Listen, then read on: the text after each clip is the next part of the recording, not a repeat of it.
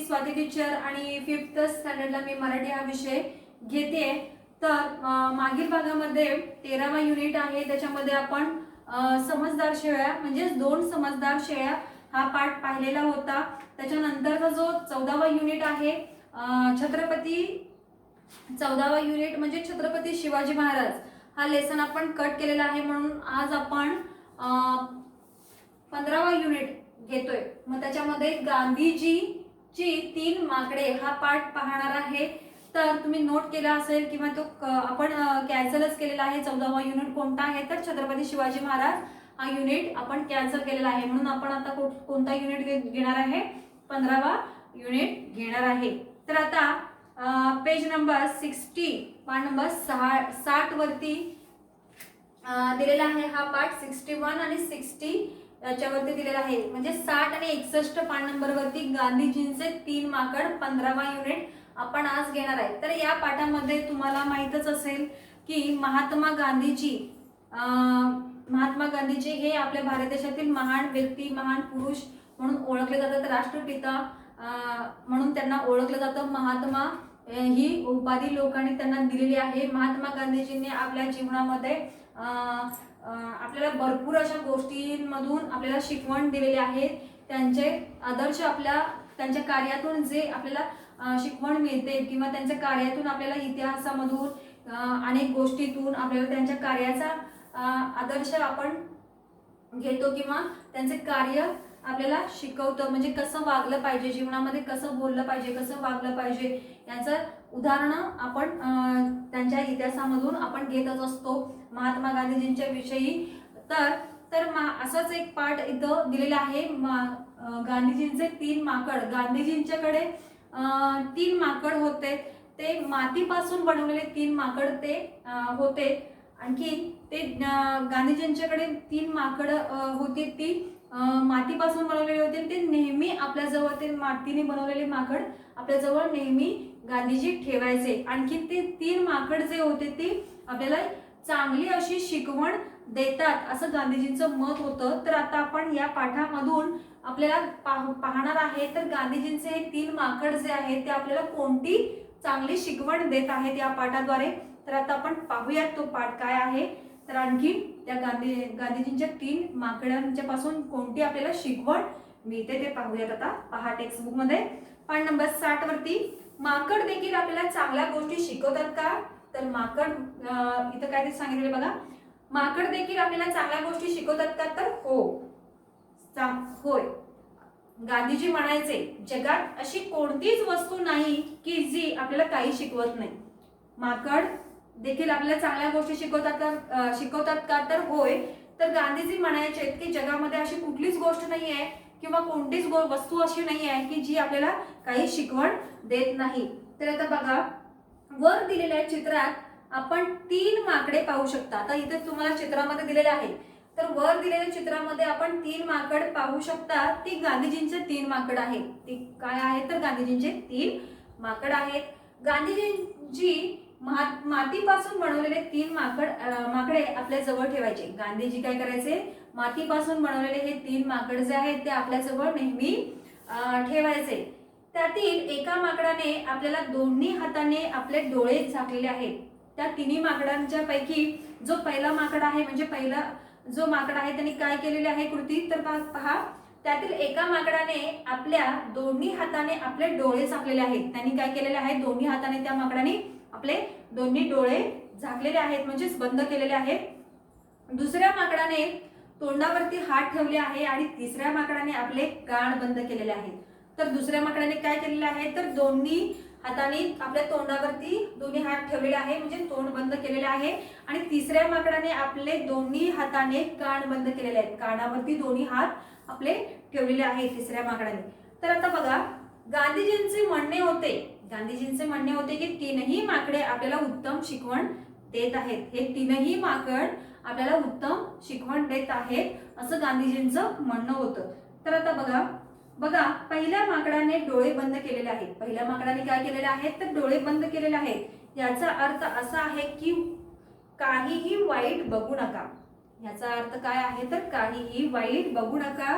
किंवा वाईट कामाकडे लक्ष देऊ नका. वाईट कामाकडे लक्ष देऊ नका, काहीही वाईट बघू नका, असं पहिलं माकड डोळे बंद केलेलं आहे त्यांनी. आणखी ते आपल्याला शिकवण देत आहे. आता दुसऱ्या माकडाने काय सांगितलेलं आहे बघा, शिकवण दिलेली आहे. दुसरे माकड आपल्या हाताने तोंड बंद करून बसलेले आहे. दुसऱ्या माकडाने काय केलेले आहे तर आपल्या दोन्ही हाताने आपले तोंड बंद करून बसलेलं आहे. जे आपल्याला वाईट बोलू नका असे शिकवते, जे आपल्याला वाईट बोलूच नये असं शिकवते. ज्या बोलण्याने दुसऱ्याचे मन दुखेल, दुःखी होत असेल, म्हणजे दुसरं माकड आपल्याला काय शिकवतंय, त्याने आपलं तोंड बंद केलेलं आहे. आणखी ते आपल्याला काय शिकवतंय तर वाईट बोलू नका. ज्या वाईट बोलण्यामुळे एखाद्याचं मन दुखत असेल तर असं वाईट बोलू नका तुम्ही, असं ते शिकवतंय. असे अपशब्द बोलू नका, म्हणजे एखाद्याला वाईट शब्द असा तुम्ही बोलू नका, अपशब्द बोलू नका असं ते शिकवतंय. कोणाचा अपमान करू नका किंवा आपल्या बोलण्यातून इतरांचा अपमान करू नका, एखाद्या व्यक्तीचा अपमान करू नका असंही ते शिकवते. असे हे दुसरे माकड आपल्याला शिकवण देत असते. तर आता पान नंबर 61 वरती पहा. तिसरे माकड आपल्या हाताने कान बंद करून घेतलेले आहे. तिसऱ्या माकडाने काय केलेले आहे तर आपल्या दोन्ही हाताने आपले कान बंद करून घेतलेले आहेत. ते आम्हाला असे शिकवते, ते काय करते आम्हाला असं शिकवते की वाईट ऐकू नका. ते काय शिकवते तर वाईट ऐकू नका. जर एखादी व्यक्ती वाईट बोलत असेल, जर एखादी व्यक्ती काय करत असेल आपल्याला वाईट बोलत असेल, अशा ठिकाणी तुम्ही जाऊ नका. अशा ठिकाणी तुम्ही काय करू नका, जाऊ नका. दुसऱ्याची वाईट गोष्ट ऐकणे सुद्धा काय आहे तर पाप आहे. दुसऱ्याची वाईट गोष्ट ऐकणे सुद्धा काय आहे तर पाप आहे, असं हे तिसरं माकड आपल्याला शिकवते. पहिलं माकड आपल्याला काय शिकवते तर वाईट गोष्टी बघू नका, वाईट कामाकडे लक्ष देऊ नका. दुसरं माकड आपल्याला काय संदेश देतं तर दुसऱ्याचे मन दुखेल असं वाईट अपशब्द किंवा वाईट त्याला बोलू नका, दुसऱ्याचा अपमान करू नका असं दुसरं माकड आपल्याला शिकवत आहे. आणि तिसरं माकड आपल्याला काय शिकवत आहे तर दुसऱ्यांची वाईट गोष्टी ऐकू नका. दुसऱ्यांच्या वाईट गोष्टी ऐकणं सुद्धा पाप आहे आणि वाईट गोष्टी ऐकू नका असं हे तिसरं माकड आपल्याला शिकवतंय. तर आता बघा पुढं, मुलांनो तुम्हाला ही माकडाची गोष्ट समजली असेल. मुलांनो तुम्हाला ही माकडाची गोष्ट समजली असेल. तुम्ही जर त्यांच्या शिकवणीनुसार वागाल, तुम्ही जर त्यांच्या शिकवणीनुसार म्हणजे ते माकड आपल्याला काय शिकवत आहेत, तिन्ही माकड आपल्याला काय शिकवत आहेत, त्यांच्या कोणती शिकवण आपल्याला देत आहेत, त्यांच्या शिकवणीनुसार जर तुम्ही वागाल, म्हणजे तसं तुम्ही वागाल मुलांनो, तर जीवनात निश्चित तुम्ही उन्नती म्हणजेच काय प्रगती कराल आणि प्रत्यक्षात तुम्हाला यश मिळेल किंवा तुमचा कोणत्याही क्षेत्रामध्ये कोणत्याही कामामध्ये तुम्हाला यश प्राप्त होईल, असं इथं या गांधीजींच्या 3 माकडांनी संदेश आपल्याला दिलेला आहे. त्यांच्या संदेशानुसार किंवा त्यांच्या शिकवणीनुसार जर तुम्ही वागलात तर तुम्ही निश्चितच आपल्या जीवनामध्ये यश प्राप्त करू शकता, असं या पाठाद्वारे गांधीजींचे 3 माकड या पाठाद्वारे आपल्याला या 3 माकडांनी शिकवण दिलेली आहे. तर ही शिकवण आहे, हा लेसन आहे, हा पाठ आहे, तो तुम्ही नीट काळजीपूर्वक वाचायचा आहे. आणखी इथं पिवळ्या बॉक्समध्ये, येलो बॉक्समध्ये जे काही शब्द दिलेले आहेत, कठीण शब्द दिलेले आहेत ते तुम्ही नोटबुक मध्ये लिहायचे आहेत. आणखी प्रश्न जे आहेत ते टेक्स्टबुक मध्ये सुद्धा लिहायचे आणि नोटबुक मध्ये सुद्धा लिहायचे आहेत. तर आपण आता याचे प्रश्न पाहूया. आता पहिला प्रश्न आहे बघा, खालील दिलेल्या प्रश्नांची उत्तरे लिहा. त्यातला पहिला प्रश्न आहे, गांधीजी कोणती माकडे आपल्या जवळ ठेवत होते? गांधीजी कोणती माकडे आपल्या जवळ ठेवत होते? तर त्याचं उत्तर आहे, गांधीजींकडे 3 माकड आहेत. गांधीजींकडे 3 माकड आहेत. तर गांधीजी मातीपासून बनवलेले 3 माकड आपल्या जवळ ठेवायचे. गांधीजी काय करायचे, 3 माकड जे होते त्यांच्याकडे, तर ते मातीपासून बनवलेले 3 माकड ते नेहमी आपल्या जवळ ठेवायचे. आता दुसरा प्रश्न आहे, पहिल्या माकडाने कोणती कृती केलेली आहे? पहिल्या माकडाने कोणती कृती केलेली आहे? तर आता बघा, गांधीजींकडे 3 माकड आहेत. त्यातील पहिल्या माकडाने आपल्या दोन्ही हाताने दोन्ही डोळे झाकलेले आहेत. पहिल्या माकडाने काय केलेली कृती, तर गांधीजींकडे 3 माकड आहेत. त्यातल्या पहिल्या माकडाने आपले काय केलेले आहे, दोन्ही हाताने दोन्ही डोळे झाकलेले आहेत, असं त्याचं उत्तर आहे. आता तिसरा प्रश्न पहा, दुसरे माकड आपल्याला काय शिकवते? दुसरं माकड जे आहे ते आपल्याला काय शिकवतं? तर आता बघा त्याचं उत्तर, दुसऱ्या माकडाने आपल्या तोंडावरती हात ठेवलेले आहेत. ते आपल्याला वाईट बोलू नये. ते आपल्याला काय शिकवते? वाईट बोलू नये असे शिकवते. ज्या बोलण्याने दुसऱ्याचे मन दुःखी होत असेल असे अपशब्द बोलू नका. ज्या बोलण्यामुळं आपलं एखाद्याचं दुसऱ्याचं मन दुखत असेल असं अपशब्द तुम्ही काय करू नका, बोलू नका असं शिकवतंय. आणखी दुसऱ्याचा कुणाचा अपमान करू नका हे दुसरे माकड सूचित करते किंवा शिकवते, असं त्याचं उत्तर आहे. आता चौथा प्रश्न पहा. तिसऱ्या माकडाने कानावर हात का ठेवलेला आहे? तिसऱ्या माकडाने आपल्याला कानावरती हात का ठेवलेला आहे त्याचं उत्तर पहा. तिसरे माकड आपल्या हाताने कान बंद करून आहे ते आम्हाला किंवा आपल्याला असं शिकवते की वाईट गोष्टी ऐकू नका. जर एखादी व्यक्ती वाईट बोलत असेल तर त्या ठिकाणी जाऊ नका आणि दुसऱ्याची वाईट गोष्ट ऐकणे सुद्धा पाप आहे, असं हे तिसरं माकड आपल्याला शिकवते. हे झाला चौथा प्रश्न. आता पाचवा प्रश्न पहा, पान नंबर 62 वरती, 62 वरती पेज नंबर. तर आता माकडाच्या शिकवणीनुसार वागले तर काय होईल? माकडाच्या शिकवणीनुसार जर आपण वागलं तर काय होईल असं प्रश्न आहे. तर त्याचं उत्तर पहा. गांधीजींच्याकडील मातीपासून बनवलेल्या माकडांच्या शिकवणीनुसार तुम्ही वागाल तर जीवनात निश्चित तुम्हाला उन्नती प्राप्त होईल आणि जीवनात नेहमी तुम्हाला तुमची प्रगती होईल किंवा जीवनात तुम्ही प्रगती करू शकाल, असं त्याचं उत्तर आहे. तर आता दुसरा प्रश्न आहे जोड्या लावा. त्याच्यामध्ये अ गट आणि ब गट दिलेत. अ गटाच्या जोड्या ब गटाशी लावायच्या. मी अ गट वाचून दाखवले आणि त्याचं डायरेक्ट उत्तर तुम्हाला सांगते. बघा, पहिल्या माकडाने डोळे झाकून ठेवले होते. दुसरा आहे दुसऱ्या माकडाने तोंडावरती हात ठेवले होते. तिसरा आहे तिसऱ्या माकडाने कानावरती हात ठेवले होते. आणि चौथा आहे तिन्ही माकडाने चांगली शिकवण दिली, असं त्याचं उत्तर आहे. तर आता तिसरा प्रश्न आहे समानार्थी शब्द सांगायचे. तर पहिला बघा शब्द कोणता आहे? माकड. माकड याचा समानार्थी शब्द काय आहे? तर वानर. अपमान.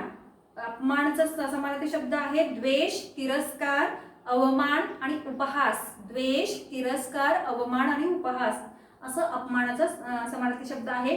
हात.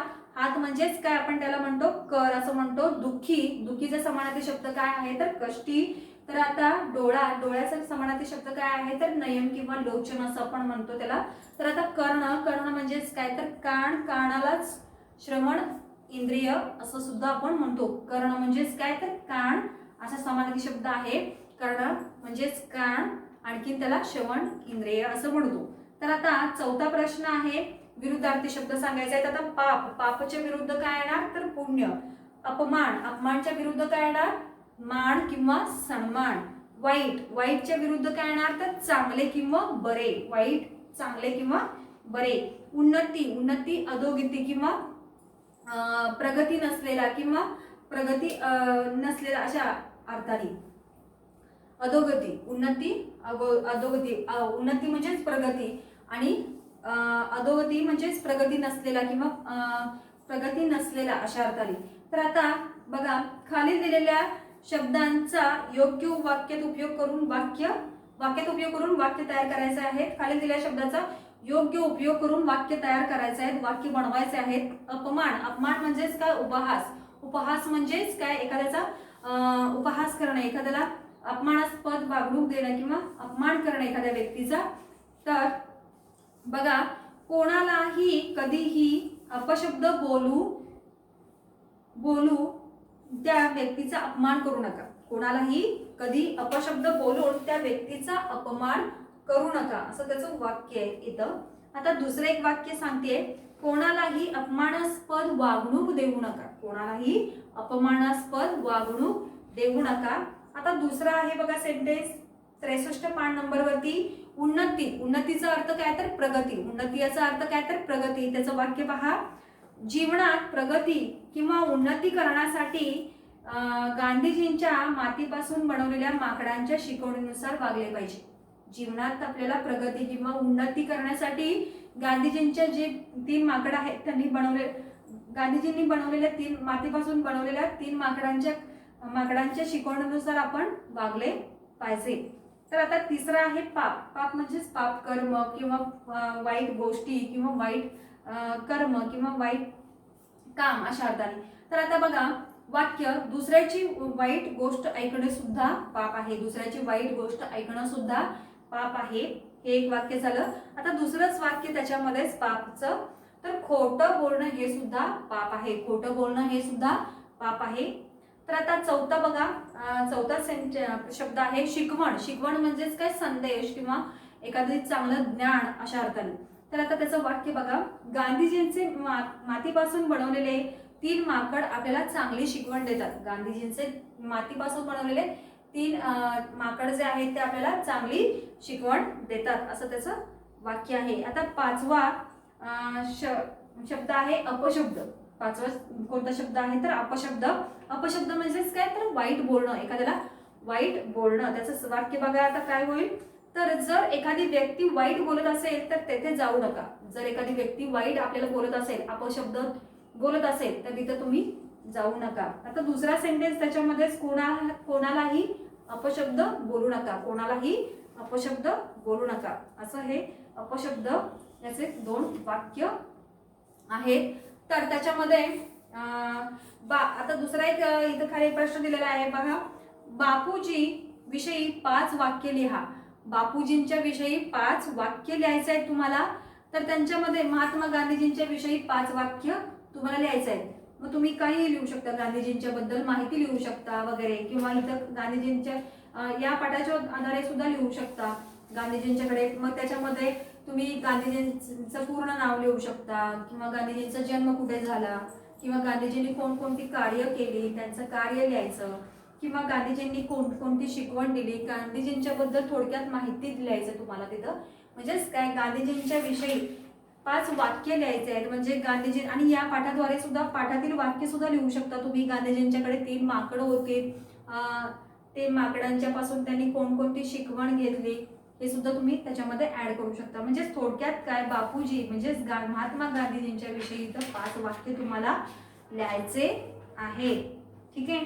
तर आज आपण गांधीजींची 3 माकडे हा पाठ पाहिला. त्या 3 माकडाकडून आपल्याला कोणती शिकवण मिळते हे आपण पाहिलं, आणि ते आपण आपल्या जीवनामध्ये त्याचा वापर कसा करावा हे इथं या पाठाद्वारे गांधीजींच्या या पाठाद्वारे आपल्याला सांगितलेलं आहे गांधीजींनी. तर हा पाठ नीट काळजीपूर्वक वाचायचा आहे. आणखीन याचे प्रश्न टेक्स्टबुक मध्ये सोडवायचे आहेत, आणखी नोटबुक मध्ये सुद्धा लिहून घ्यायचे आहेत आणि ते वाचन करायचं आहे. तर मुलांनो, हा पाठ तुम्हाला समजला असेल, तो नीट वाचन करा. आणि समजला असेल तर आज आपण इथंच थांबूयात. भेटूया पुढच्या भागामध्ये. धन्यवाद.